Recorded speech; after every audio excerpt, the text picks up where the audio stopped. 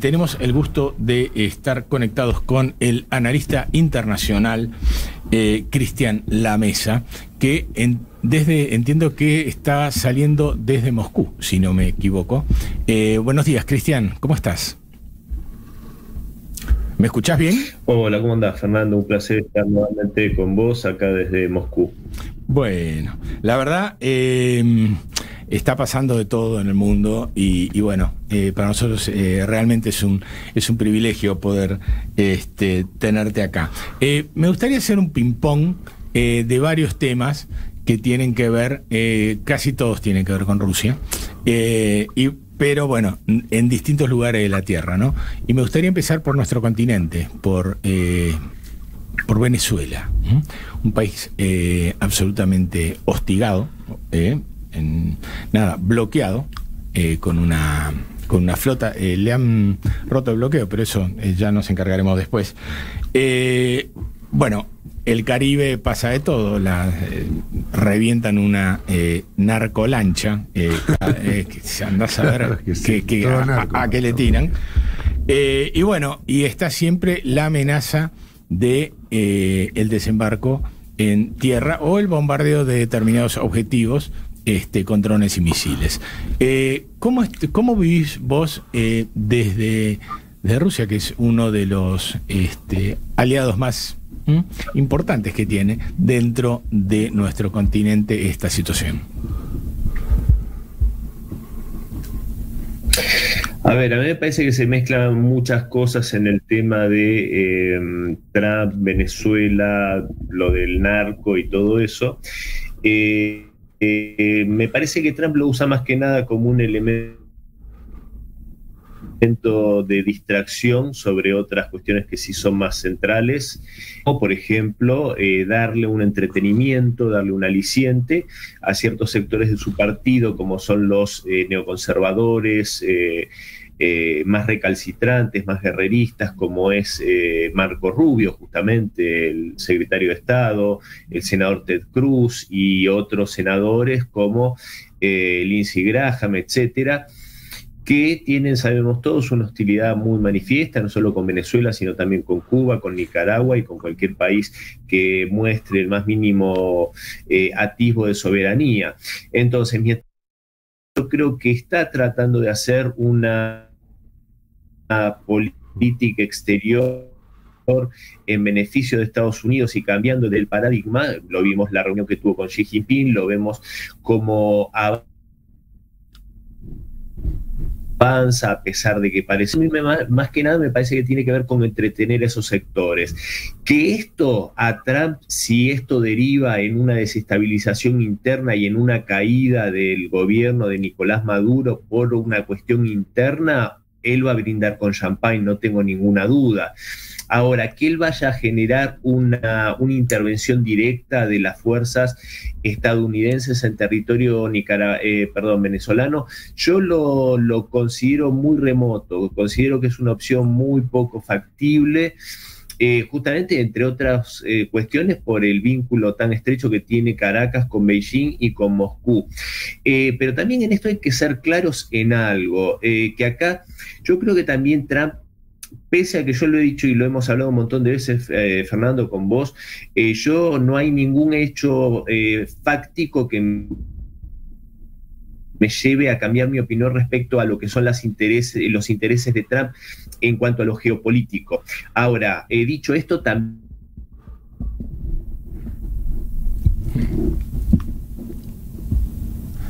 en el análisis un poco rústico. Sí, y en esto y con esto cierro, hay algo que es real. La guerra al narcotráfico tiene que darse. Eso es un tema que realmente vemos que hay grupos de narcoterrorismo que realmente sobrepasan todos los límites, como es en México. En México ya es algo desembosado. Lo vimos hace muy poco, hace apenas horas en Río de Janeiro. Entonces, evidentemente, Trump se equivoca en la metodología, pero que hay gobiernos que tienen una posición, y no es el de Venezuela, esto quiero aclarar. Yo estuve hace poco en Venezuela y si hay algo que me asombró para bien es el grado de seguridad que existe en Caracas y en todo Venezuela, y esto no es compatible con un Estado que le hace el caldo gordo al narco. Es totalmente distinto. Yo desestimo esto del cartel de los soles, me parece que es una invención en toda regla que nunca habíamos oído nombrar. Ahora, que sí hay otros gobiernos que tienen una posición muy laxa con el narcotráfico y eso es muy peligroso, eso también yo debo decirlo, sin duda. Sí, el tema del cartel de los soles me parece que es insostenible, ¿no? O sea, no existió nunca, no hubo ninguna operación del cartel de los soles no, tal cual. De 6 meses para atrás, en el pasado. Pero vos fíjate, perdóname, Fernando, que pongo un bocadillo. Sí, escuchamos hablar del Cártel Jalisco Nueva Generación, los Zetas, los Chapitos, bueno, Medellín, Cali, o sea, innumerable cantidad de cárteles que son conocidos desde hace décadas. Y de repente, de la noche a la mañana, nos quieren convencer que el cártel de los soles, que nunca lo oímos nombrar, es el más poderoso, el más temible, y que el jefe es Nicolás Maduro. Esto es una idiotez en toda regla. Sí, sí, definitivamente. A ver, vamos a la línea de contacto. Ayer lo escuchaba al coronel Douglas MacGregor, que un viejo conocido de quienes nos gustan estos temas, que hablaba de que la guerra en Ucrania estaba llegando a su fin. ¿Por qué?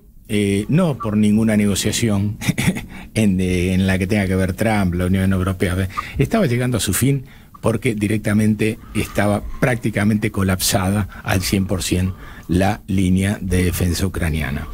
En esa situación me agarro de ahí como introducción y tenemos, por lo menos son 3 los lugares de la línea, pero hay 2 que son muy, de alguna manera, muy estratégicos.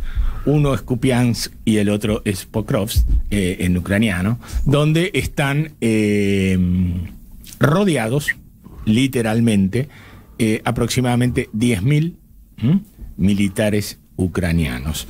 A todo esto, Vladimir Putin, ¿qué hizo? Muy astutamente, invitó a todos los medios internacionales a que vayan a ver cómo está la situación en esos 2 lugares, donde el cerco es absoluto, al 100%. Hacen 4, 5, 10 intentos por día de romperlo y no lo logran. Y de repente la ministra de Defensa ucraniana, lo primero que se le ocurre, en nombre de la libertad, es prohibirle a todos los corresponsales extranjeros llegar a esa línea. Bueno, medio que se están cayendo hasta las últimas caretas, ¿no? El amigo Zelensky no encuentra salida, no encuentra paz ya por ningún lado, ¿no?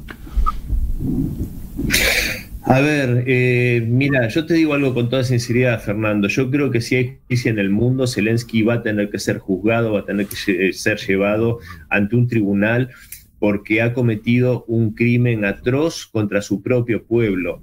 Porque pese a que el ejército ruso ha sido quirúrgico en los ataques contra la infraestructura ucraniana, minimizando a lo mínimo posible las pérdidas de vidas civiles ucranianas, evidentemente contra las fuerzas militares es otro cantar, es otro tema, y la verdad es que ya se calcula sobradamente más de 1 millón de militares ucranianos muertos. Se calcula, yo creo que a estas horas ya deberíamos estar en 1.200.000, 1.250.000.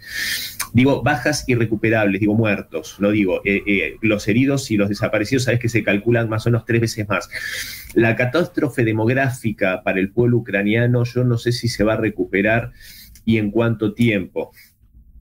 Por lo que digo con mucha indignación que este criminal que es Zelensky tiene que ser juzgado, al igual que sus patrocinadores europeos, y por eso justamente estas declaraciones de la ministra ucraniana, prohibiéndolo a los medios occidentales, o sea, no es que dijo medios rusos, no, a cualquier medio que vayan para que no puedan ver la situación catastrófica, cómo son usados como carne de cañón de una forma de lo más miserable. Y por supuesto que esto fue resultado de una guerra llevada a cabo con mucha inteligencia por parte del Kremlin, en el cual obviamente para enfrentarse a 32 países, que es toda la OTAN, que son los que están llevando esta agresión adelante, utilizando el pueblo ruso en una guerra fratricida, evidentemente la mejor opción y la más eficaz que encontró el Kremlin fue hacer esta guerra de desgaste. Lo principal justamente es, valga la redundancia, desgastar a las arcas europeas, porque Europa está prácticamente en bancarrota. Nos quedó, a ver, una última preguntita que tiene que ver con la reunión de ayer en Corea del Sur entre Donald Trump y Xi Jinping. De alguna manera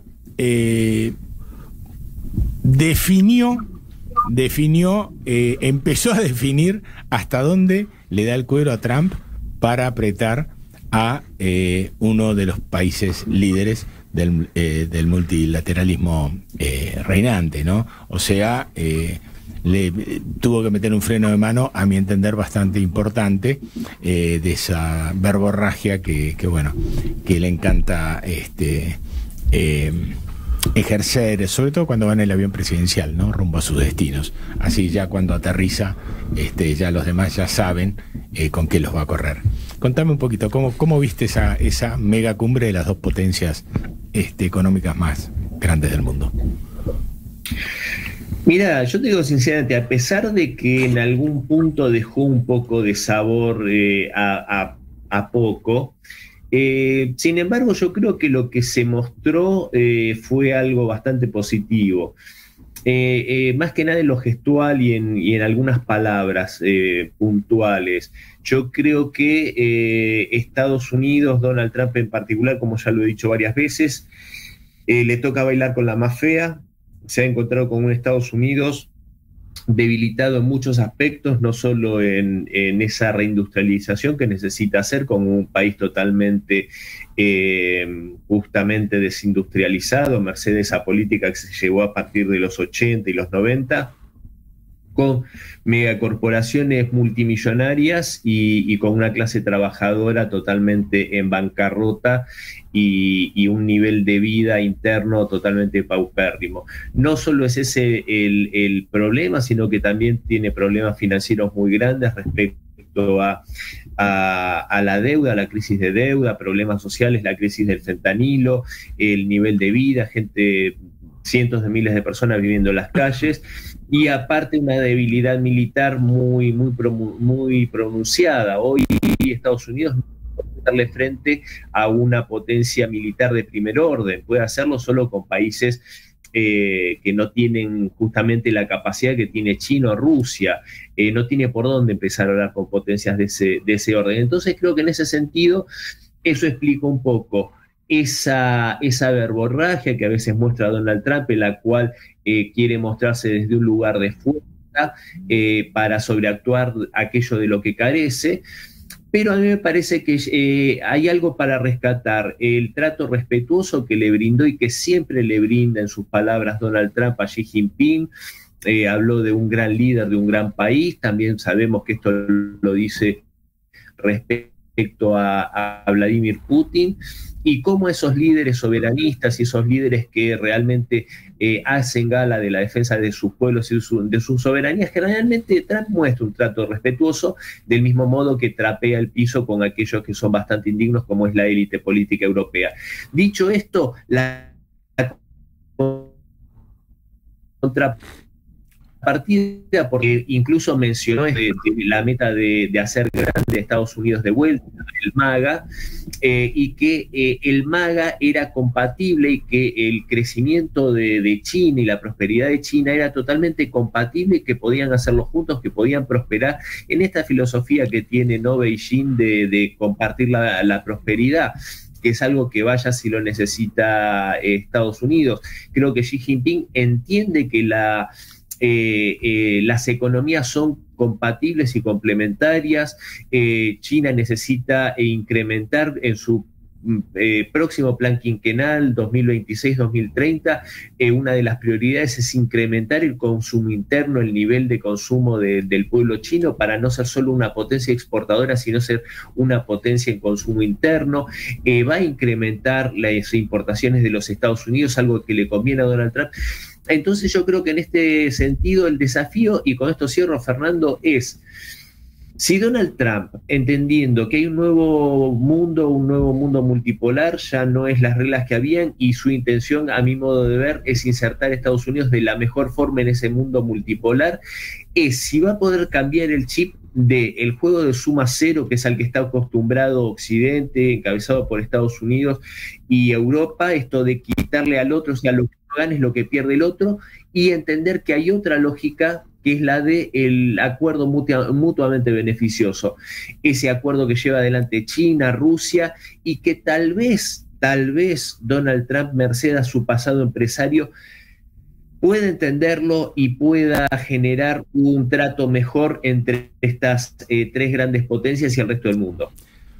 Bueno, la verdad que una mirada privilegiada, ¿no? Para todos de lo que son las relaciones entre grandes líderes en el mundo. Una reunión ayer que fue rimbombante, y coincido contigo que realmente el respeto es una de las cuestiones que realmente generan expectativa, ¿eh? para adelante, para que no vuelquen las cosas.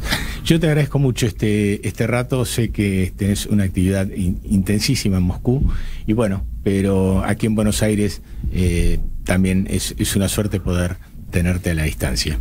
Te mandamos un fuerte abrazo, Cristian.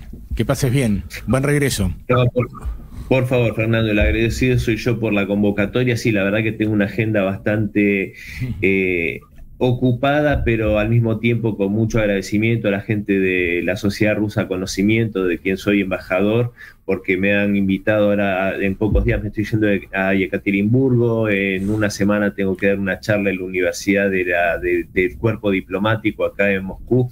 Así que bueno, todas cosas que como argentino me siento orgulloso, y aprovecho este medio para compartirlo con vos, querido amigo, bueno, con el colega también ahí en la mesa. Y agradecer a los 3 foros a los que me invitaron a ser disertante también aquí en Moscú, que ya pasaron, y que realmente todo lo que se gesta aquí en Moscú, en este nuevo mundo multipolar, es algo deslumbrante, y que creo que va a hacer que justamente el mundo, como le dijo, y con esto cierro, Xi Jinping a Putin hace apenas un año y algo, están creando el mundo de los próximos 200 años. Así que les mando un gran abrazo.